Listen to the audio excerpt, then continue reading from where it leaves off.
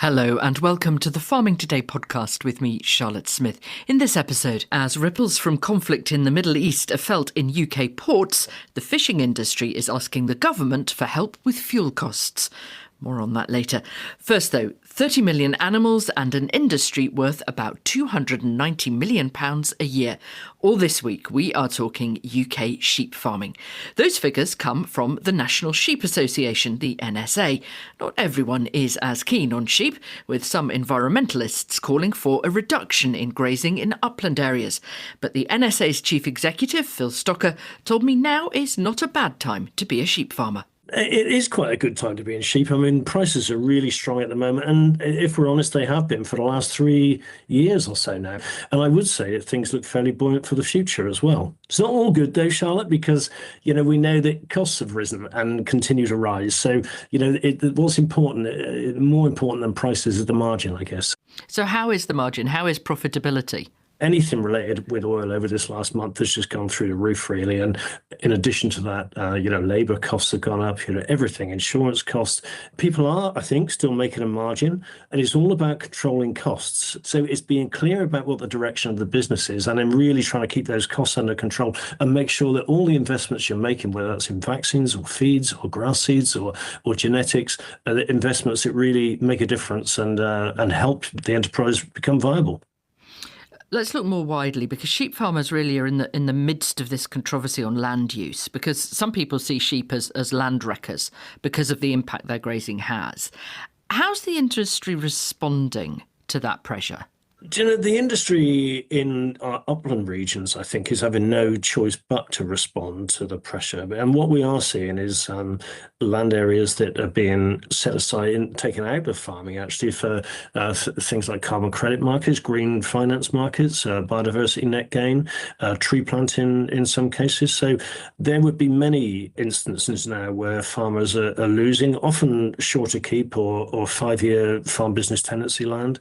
It's tough for those farmers. I mean, some will be coming to the end of their careers and they're starting to wind down a little bit. On a positive side, there is a move towards more rotational farming, a return to mixed farming in the lowlands, and that is something that I think is generally being supported by policy. Most environmental organisations would actually say that's really good for wildlife as well. The reintroduction of livestock in an arable area and the dung and the invertebrates and all the things that go with that. But still, there is some pressure around sheep in upland areas, and this is all about balance. And in my mind, this is all about trying to re-inject some good livestock management and shepherding in the uplands, so just to try to make sure that we got the right sheep in the right place at the right time doing the right job. Are enough young people interested in sheep farming?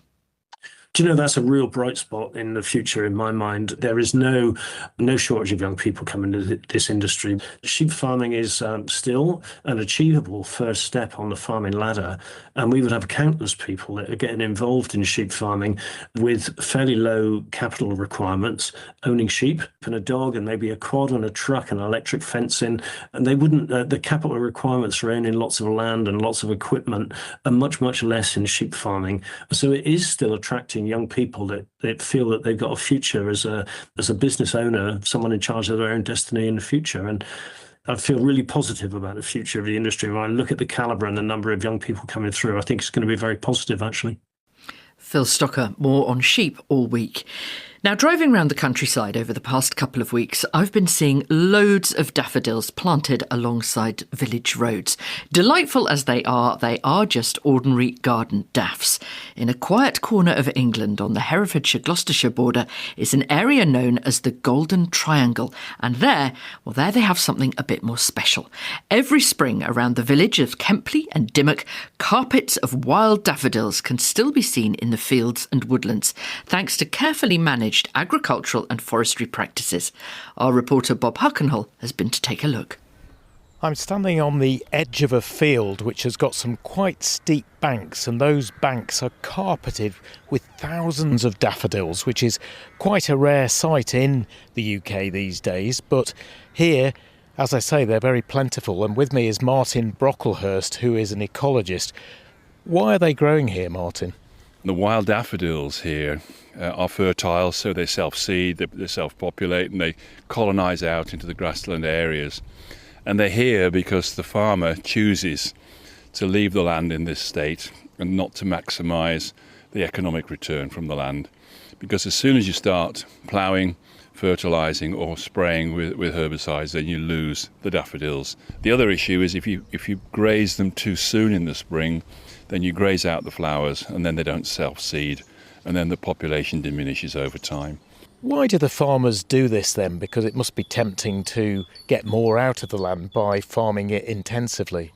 I think it's partly about keeping heritage alive. I mean, there are some grants as well from the Department of Food and Rural Affairs to help farmers maintain a place for wildlife on the farm. And I think it also helps if you're a family farmer rather than a big commercial business, that you want to keep a balance on the farm. So we're very grateful for those farmers in and around Kempley who maintain the daffodil populations where they can on their land.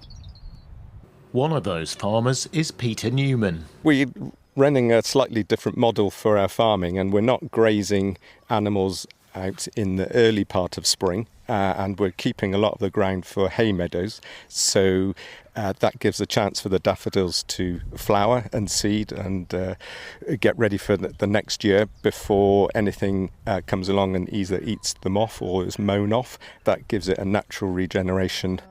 Peter's brother Jeff has established a cider orchard in one field and is keen to preserve the daffodils too. The daffodils don't affect really what we do here, so they're not really in the way, so it kind of works well with the cider making, because you pick the apples a different time of year, we can let them flower and thrive, and then we can get the grazing animals in after to make sure we've got a decent sort of floor to get the apples and perry for cider. Another villager, Roger Coombs, has such fond memories of coming to the Golden Triangle as a boy, he decided to move here to live. We were almost running up to the woods to see the daffs, and we used to pick them and like everyone else did, and take them back to the village and sell them. And then as a teenager, with a couple of other lads, we used to ride down all the way from Minchinhampton, which was quite a long journey. We used to tie broom handles to our bike and hang the bunches on broom handles, take them back and get a few coppers for them. I had the dream of living in this beautiful place. But Glyn Bennett, who farmed here all his life, knows the harsh realities of modern farming couldn't protect all the daffodils.